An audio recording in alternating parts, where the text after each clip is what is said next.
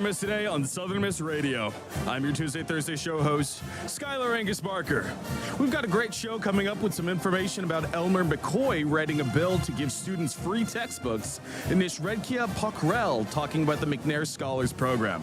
But don't touch that dial because we have Murph and Erin Little to share some things that you don't want to miss. You're listening to Southern Miss Today on Southern Miss Radio.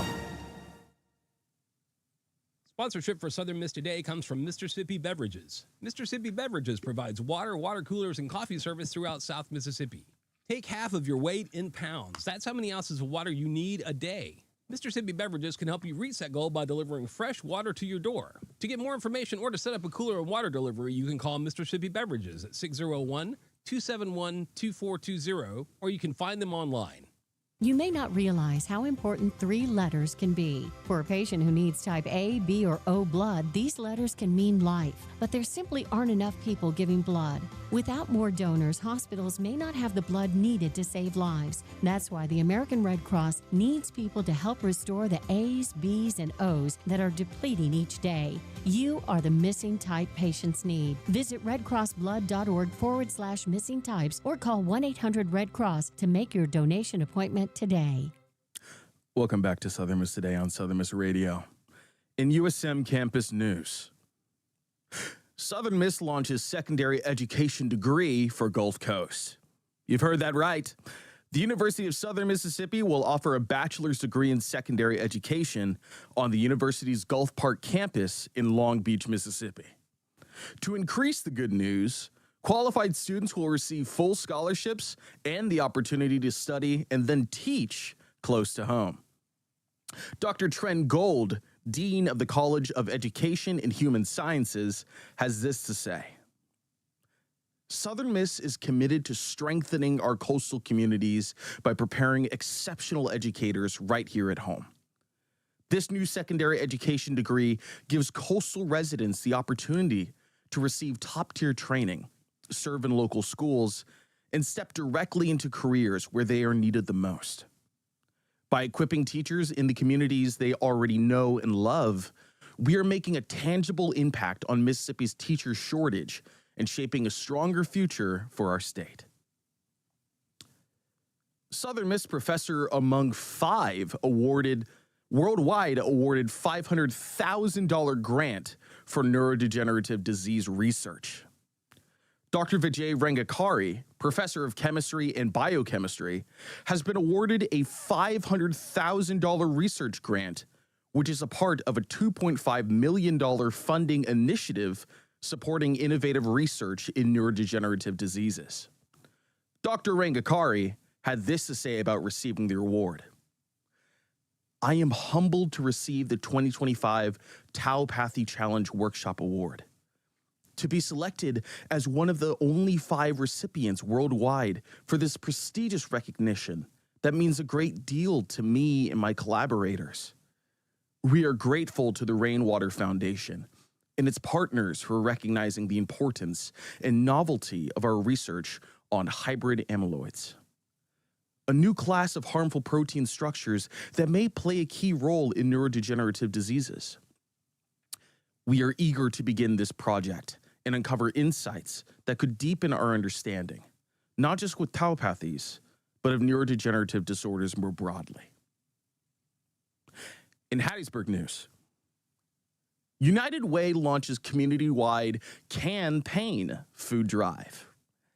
The Pine Belt is fighting against food insecurity at the United Way of Southeast Mississippi. The Can Pain food drive is acting to fight against the over 52% of households in the Pine Belt who fall below the federal poverty line. The food drive will run from 7 a.m. to 3 p.m. on Thursday, September 18th at corner market stores in Petal, Hattiesburg, and Oak Grove. You have the opportunity to donate non-perishable food items or money, which will directly be used to help those in need. So mark those calendars, and if you're able, come out and support the Pine Belt. Protecting Families from Online Dangers. Free event at USM, September 22nd. On Monday, September 20th, 2nd, 2025, at the University of Southern Mississippi's Thad Cochran Center, third floor ballrooms in Hattiesburg, Mississippi, there will be a free community-wide presentation for all community members. The event is called Internet Harms Targeting Teens and Young Adults, Protecting Families from Cyber Criminals, and will start at 6 p.m. and end at 7 p.m. If you're interested, why not stop by and check out the event and learn how to keep you and your peers safe online. In Mississippi news, authorities identify student found dead at Delta State University. It is with a heavy heart that a student at Delta State University was found dead Monday morning.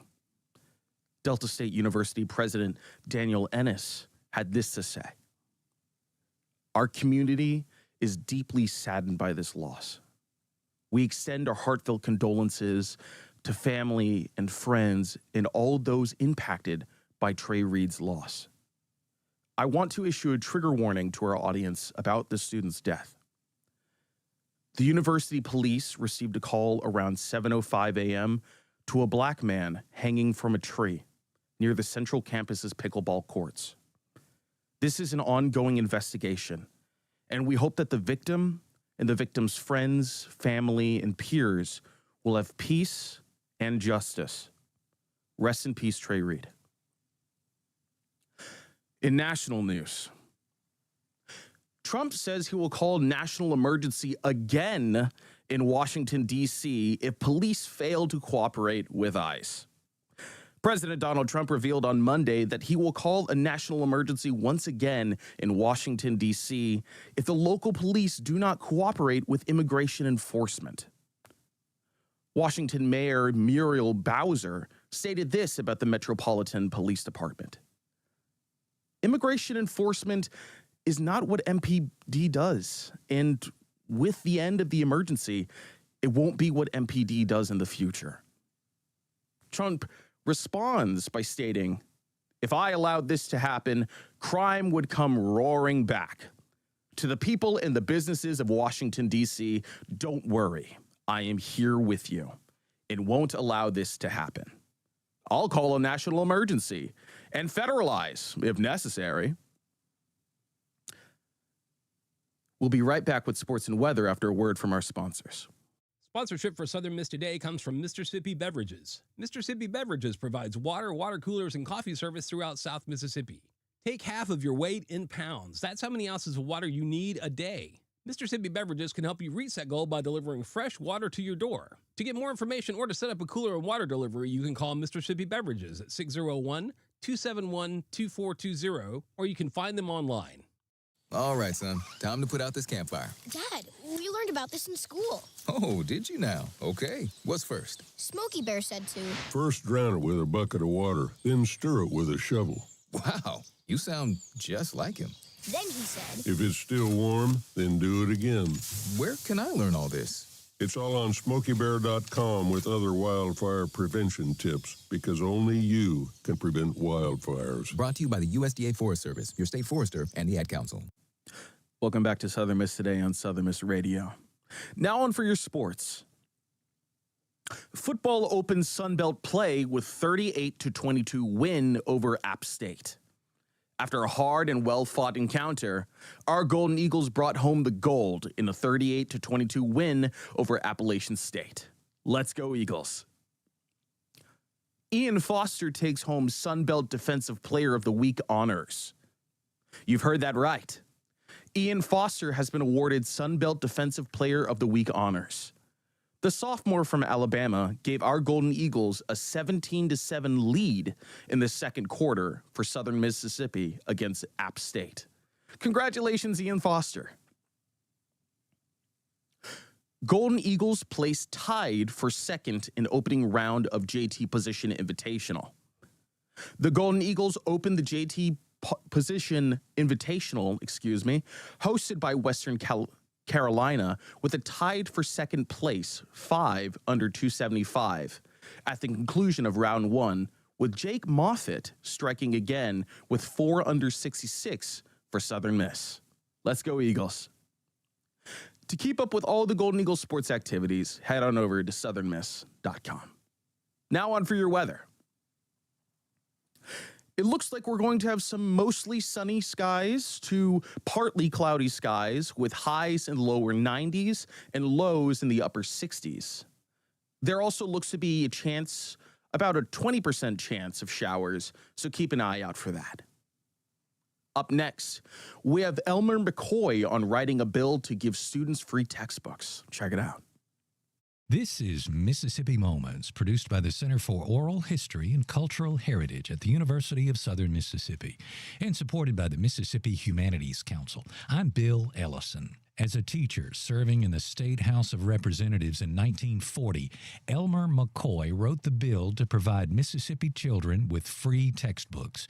He remembers the hard work of everyone involved. I wrote all the Secretary of State of the whole 48 states. I don't know whether they had free textbooks or not, but I wrote all of them, and if they did have, I wanted to get a copy of the law on free textbooks.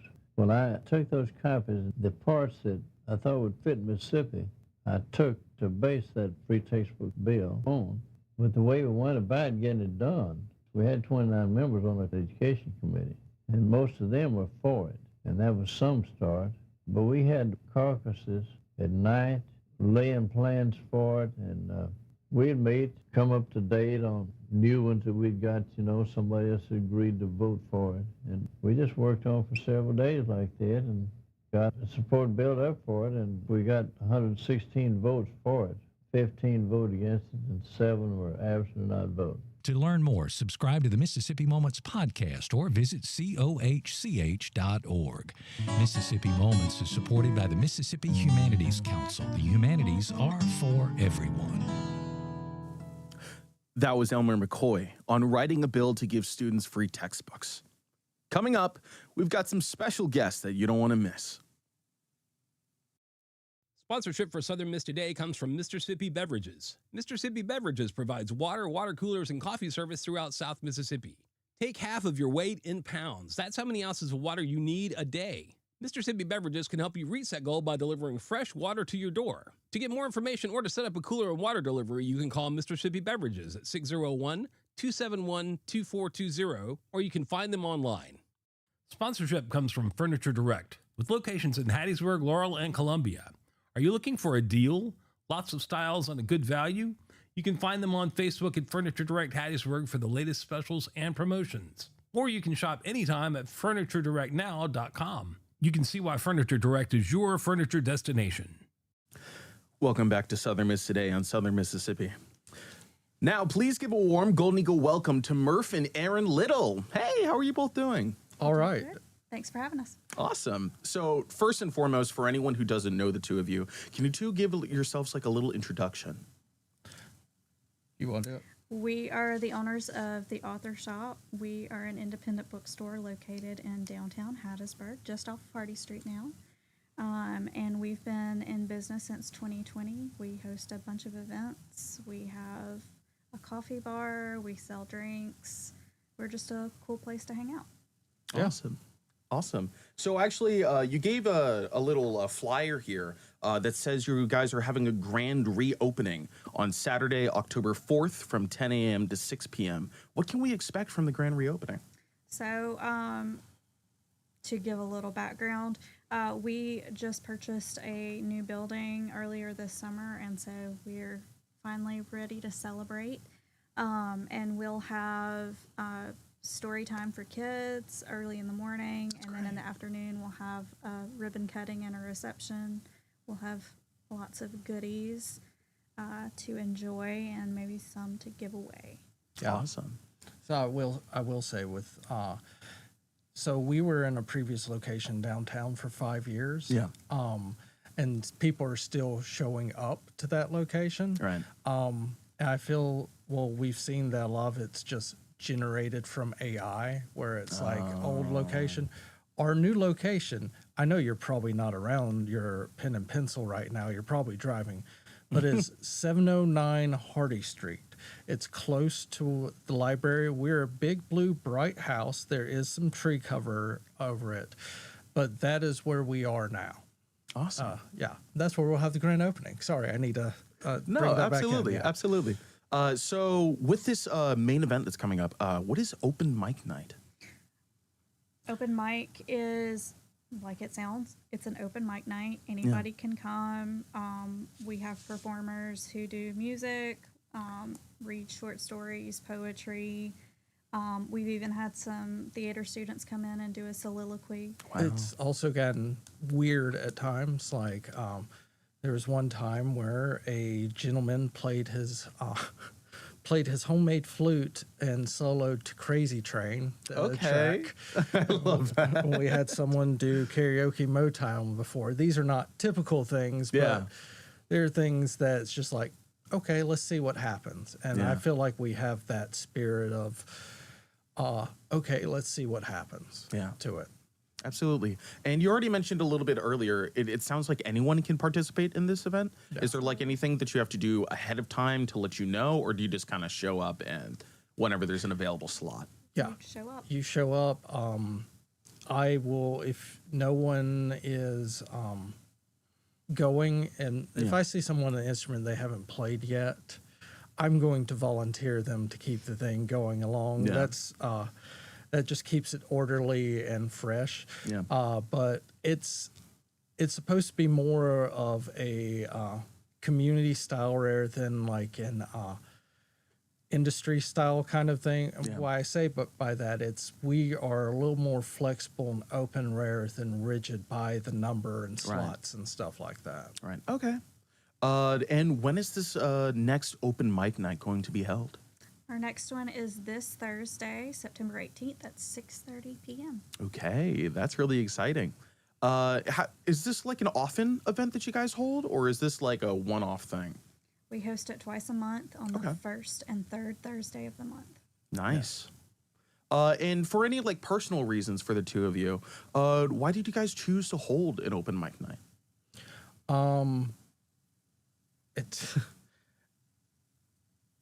I don't know. It's just, I don't know if there was any great thought behind it. It was just hey, this would probably bring people in. I had some experience around them. Like there was one, and I went to graduate school at Baylor, and there was a coffee shop called Common Grounds, and they had a big one every week where they had an outdoor stage and all that. Yeah. But it seemed like a natural thing to do, because there are a lot of places that do music open mics here, but we wanted a space for people to also be able to do the written arts as well. Yeah. There was nothing like that here, at least to my knowledge, then or now. Yeah, absolutely. And I mean, you've already kind of like answered this for like why it's important to the community, because like there's not a lot of opportunities in Hattiesburg for you to be able to like creatively like present yourself. Oh, we're underserved. Yeah. That's one of the things that we have really tried to pour in the arts in some way or another, not just the literary arts, but also the physical expression, music, and drama as well, as I'm thinking about it. There is so much talent here. Yeah. So much. And I don't want to say the lack of resources, because there's, example, Mike Lapinto, he, Festival South, he puts in a lot of work, and we get good things here. But I feel like the grassroots artist, especially on this campus or has graduated from here, even some at William Carey, then they're just people who show up randomly. Like Hattiesburg just attracts people in the oddest ways. Yeah. And that artistry that they have, the creativity, it's just something that doesn't get enough support here. And I mean, people try. It's just, it feels like we in some way as a city are missing how to do it. And that's a hard thing to solve. We're trying to do the little bit we can. Yeah, absolutely. So when did this like hosting the open mic, when did that start for the two of you? Right as soon as we could host things, because we opened during the pandemic. I see. Yeah, the best time ever to open up a store. Right. That was not our plan. We'd signed the lease before it even reached Mississippi. Yeah. Yeah. So I see. Okay. So you basically had this like ongoing since like you established yourself. yeah. Is this like usually a popular event for your guests to arrive to, or is this something that like you're hoping that more people will be able to come in and like Yes. like visit? It's for the most part, it's always a pretty well attended event. We have our regulars who are the best audience because they're so supportive and encouraging. Yeah. So it's a great. Most of the time, it's a pretty small event. So. Yeah. It's really great for people who are just starting out, who just need to build a little bit of confidence in Yeah. their abilities. By pretty small, we mean 15 to 20 people, somewhere around there. Which is large for the little Yeah. bitty space we have. We're going to have to figure out how to maximize. Right. Definitely. We're getting there, though. We're Yeah. getting there. Right. So you already mentioned earlier with like a memorable moment with like someone like playing the flute to Crazy Train. Yeah. Right. It Were there was embarrassing, then incredible. were there any other types of moments that happened from previous open mic nights that like really stuck out to you guys? I think one of my favorites, we have a regular who is incredibly talented. Yeah. And he sang a song to our one of our shop dogs, Little Bit, and it was precious. I love that. Very sweet. Absolutely love that. It's a little charming song for our incredibly fat little dog. She's not fat. We literally were given a 5-star review before, and it was, I met a dog named Lil Bit. She was fat. She's precious, though. She is a precious creature. Fun size, perfect size. Exactly. So for the two of you, do either of you perform for the open mic night, or do you guys kind of like sit back and like allow other people to take the spotlight? I'm always the finisher. Okay. I always end with something. I write, and it is, for me, and make sure I write to have something. I Yeah. mean, I'm really busy right now with, like, where we're at, where it's going to be a living residence as well, so I've had to work on that. I had to sand a room, not just a room, and like that is like it's mentally fatiguing just doing the same little things over and over again. So I don't feel like writing at a lot of the time, but this keeps me somewhat responsible with it. Yeah. And how do you usually prepare whenever it comes to like writing for open mic night or for your own leisure? So I'm working on a novel. Okay. So it's just the same writing process I always do. Yeah. Yeah. So there's no real change in that for me. Okay. And do you have any like inspirations when it comes to writing, or is it something that is like a grab bag of all these experiences that you've had? I would have to say the second. Yeah. I'm fairly well read. There are definitely people that I try to emulate, imitate. Faulkner and Hemingway both being some of the greatest, and I tried too much with that, with the vague mysticism that creeps up in Faulkner's South, and the and within the concise, punchy sentences of Hemingway. Like, would you really worry about syllable count, really at that point? And really, what arrived with me after writing for 20 years. I like complex flowing sentences with complex, not just grammar, punctuation. I love a comma. Yeah, and, absolutely. And I have, after doing all the writing in these years and developing my own voice and reading all these people who were great writers and all being different. It through the reading and you become more comfortable in the writing. You become more comfortable within yourself. And I have a rambling, comma-filled brain, so it makes it easier for me. Erin is shaking her head vigorously. It makes it easier to put on paper what's already going on upstairs. That's awesome, and that's absolutely amazing. I know that we're running a little bit out of time, but I do want to promote the Dead Authors Eve on Friday, October 31st, 6 p.m. at 709 Hardy Street, Hattiesburg, at the Author Shoppe. Can you give us like a little preview of what we can expect from this event? So Dead Authors Eve is an event that we've had running since we opened in 2020. Okay. So you come dressed as your favorite dead author or literary character. Okay. And we have an open mic. We'll have some refreshments. We'll play some games. It's just a great time to get together, make some new friends, have some fun. I've been Rorschach from The Watchmen. Oh, wow. I've been David Foster Wallace. I've been Dostoevsky. Hemingway, that was the first one. Wow. Yeah, so like, I mean, my costume isn't the best always, but bring your game on. Yeah, absolutely. Yeah, we love it. All right, so thank you so much, Murph and Erin Little, for coming on today and providing a voice for Eagles. Coming up, we have Nishrekia Pockrell talking about the McNair Scholars Program. Check it out.